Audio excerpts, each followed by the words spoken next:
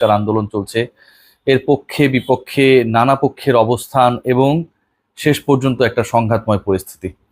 আমাদের শিক্ষার্থীরা, আমাদের বিশ্ববিদ্যালয় কলেজের শিক্ষার্থীরা প্রাণ হারাচ্ছেন। অনেকে উৎসুক হয়ে আন্দোলন কেমন সেটা দেখতে গিয়ে প্রাণ হারিয়েছেন, এরকম খবর আমরা পেয়েছি।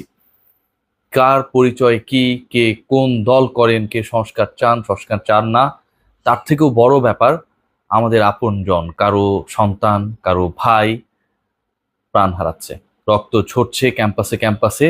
যেখানটায় পড়াশোনা হওয়ার কথা, যেখানটায় আমাদের জাতির ভবিষ্যৎ কারিগররা তৈরি হবার কথা, সেই জায়গাটা এতটা বিশৃঙ্খল 2007-08 ওই সময়টার পর থেকে আমি অন্তত দেখি নাই। আমি ক্রিকেট নিয়ে কাজ করি এবং ক্রিকেটাররা পুরো ব্যাপারটা নিয়ে আসলে কি বলেছেন, কি বলার চেষ্টা করেছেন, কিংবা এই সংক্রান্ত ইস্যুতে কারা কোনো কিছুই বলেন নাই, সেই আলোচনায় করতে চাই। আমার কাছে অফিসিয়ালি 3জন ক্রিকেটার স্ট্যাটাস এসেছে। তাহিদ হৃদয়, তিনি বলেছেন সবকিছু থেকে দূরে আছি, তাই অনেক কিছু দেখা হয় নাই। আমার প্রাণের ঢাকা ইউনিভার্সিটি, তিনি ঢাকা ইউনিভার্সিটির স্টুডেন্ট, আর রক্তাক্ত না হোক। অর্থাৎ এই যে রক্ত ঝরছে ঢাকা বিশ্ববিদ্যালয়ে আমরা দেখেছি, বিভিন্ন স্টিল পিকচারে দেখেছি, বিভিন্ন মোশন পিকচারে আমরা দেখেছি, ভিডিওসগুলোতে আমরা দেখেছি, ক্লিপসগুলোতে আমরা দেখেছি যে ঢাকা বিশ্ববিদ্যালয়ের সংখ্যাটা সবচেয়ে বেশি। চানখারপুল থেকে শুরু করে, সায়েন্স ল্যাব মোড় থেকে শুরু করে, ওদিকটায় শাহবাগ কিংবা নীলক্ষেত মোড়, কোনো জায়গা বাকি নেই। ঢাকা মেডিকেল কলেজের সামনে একদিন আগে যে ধরনের সংঘর্ষ হয়েছে, যতক্ষণ ধরে সংঘর্ষ হয়েছে, এবং এতে প্রায় 297 জন বিভিন্ন বর্ষের শিক্ষার্থী, বিভিন্ন গ্রুপের শিক্ষার্থী ঢাকা মেডিকেল কলেজে চিকিৎসা নিয়েছেন, কারো কারো অবস্থা এখনো খারাপ হয়েছে। তাহিদ হৃদয় বলেছেন আমার ক্যাম্পাসটা রক্তাক্ত না হোক, কাউকে দায়ী করেন নাই, কিন্তু এই রক্তটা যেন না ঝরে সেই ব্যাপারটা তিনি বলার চেষ্টা করেছেন। শরীফুল ইসলাম, তিনি বলেছেন আসসালামু আলাইকুম, আমি একজন ক্রিকেটার হলেও আমি একজন ছাত্র, আমি চাই না আর কোনো ছাত্রছাত্রীর রক্ত ঝরুক। শরীফুল ইসলাম এই কথা বলেছেন, আর কোনো ছাত্রছাত্রীর রক্ত ঝরুক এটা তিনি চান না। রক্ত ঝরছে, প্রাণ হারাচ্ছেন।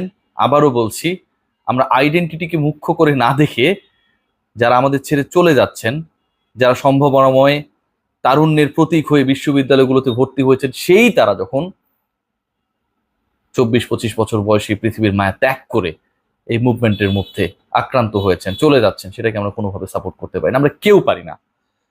নাজমুল হোসেন শান্ত খুব অ্যাম্বিগুয়াস একটা স্ট্যাটাস দিয়েছেন। এটা কেউ মনে করছেন যে তিনি কোটা মুভমেন্ট কেন্দ্রিক স্ট্যাটাস দিয়েছেন, আবার কারো মতে আসলে সেরকমটা না। আমি শান্ত ছিলাম কিন্তু আমি অন্ধ ছিলাম না। মানে তিনি কি বোঝাতে চেয়েছেন? অনেকেই বোঝার চেষ্টা করেছেন, বলার চেষ্টা করছেন যে নাজমুল হোসেন শান্ত তিনি সবকিছুই দেখছেন। সমালোচনাও রয়েছে ক্রিকেটারদের, এবং সেই সমালোচনার তীরে সবচেয়ে বেশি বিদ্ধ যারা সবসময় হন বাংলাদেশের লেজেন্ডারি ক্রিকেটাররা। সাকিব রয়েছেন, তামিম রয়েছেন, মাশরাফি রয়েছেন, মুশফিক রয়েছেন, মাহমুদুল্লাহ রয়েছেন। এই যে 5জন বর্তমান ক্রিকেটার এবং দলের বাইরে থাকা ক্রিকেটার আমি কথা বললাম, এই 5জনকে নিয়ে যথেষ্ট আলোচনা রয়েছে।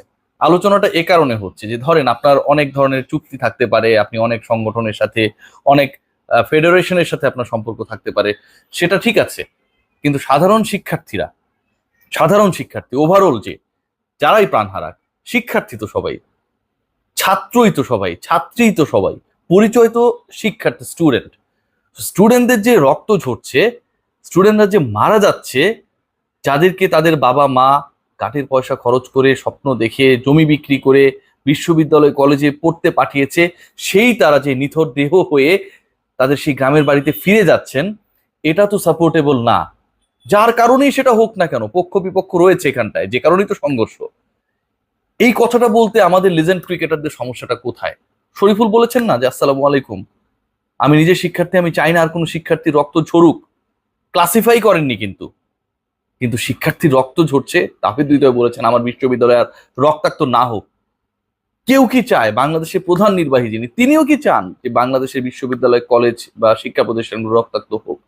কেউই চান না।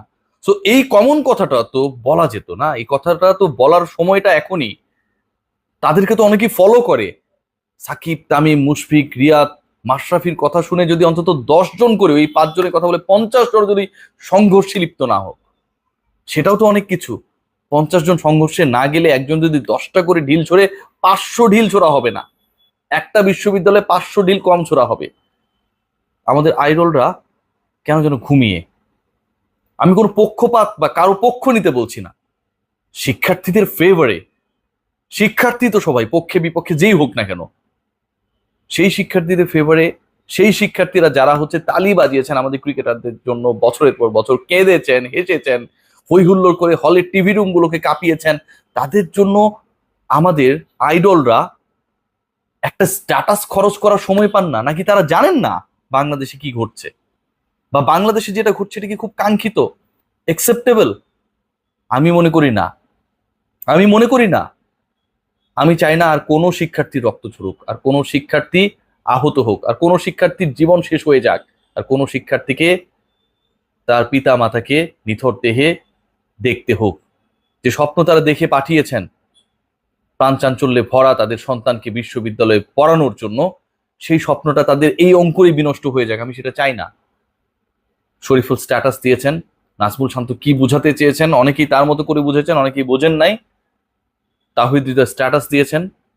আমি মনে করি বাংলাদেশের যারা আইডল, যারা আইকনিক ক্রিকেটার, তাদেরও তাদের জায়গা থেকে আপনি সেফে থাকেন ভাই, সমস্যা নেই, আপনার কোনো পক্ষ নেওয়ার দরকার নেই, কিন্তু এই যে সংঘর্ষ, এটা বন্ধ করার জন্য হলেও তো একটা স্ট্যাটাস আপনারা দিতে পারেন, একটা বক্তব্য আপনারা দিতে পারেন। এত কথা বলেন, এত আপনাদের কমার্শিয়াল এন্ডোর্সমেন্ট, এত আপনাদের ভ্যালু মার্কেটে, আপনারা এটুকু করতে পারেন না? আপনাদের জন্য আমাদের শিক্ষার্থীরা কত কিছু করেছে, আমরা কত কিছু করেছি। এই সংঘর্ষ থামুক, সমাধান হোক, আমি চাই সমাধান হোক। সমাধান ছাড়া কোনো কিছুই আসলে শেষ পর্যন্ত এটা শেষ হবে না। দ্রুত সমাধান হোক। আমাদের শিক্ষার্থীরা তারা ঘরে ফিরে যাক, ক্লাসে ফিরে যাক। যারা আজকে তার বন্ধুকে মারছে, সহপাঠীকে মারছে, পেটাচ্ছে, এটা কোনোভাবেই কাঙ্ক্ষিত না। আমার প্রত্যাশা আমাদের আইডলরা তারাও তাদের জায়গা থেকে যতটুকু সম্ভব তাদের জায়গা থেকে করার চেষ্টা করবেন। সবাই ভালো থাকবেন, take great care. Hats off to Shariful, hats off to Tahid Hridoy. আপনাদের অনেক সীমাবদ্ধতা রয়েছে, প্রেশার রয়েছে, তারপরও আপনারা আমাদের শিক্ষার্থী, আমাদের শিক্ষকগণ যেন রক্তপাত মুক্ত হয়, শিক্ষার্থীরা যেন আর আহত না হন, সেই ব্যাপারটায় আপনাদের জায়গা থেকে আপনারা বলার চেষ্টা করেছেন। Hats off to you all. সবাই ভালো থাকবেন।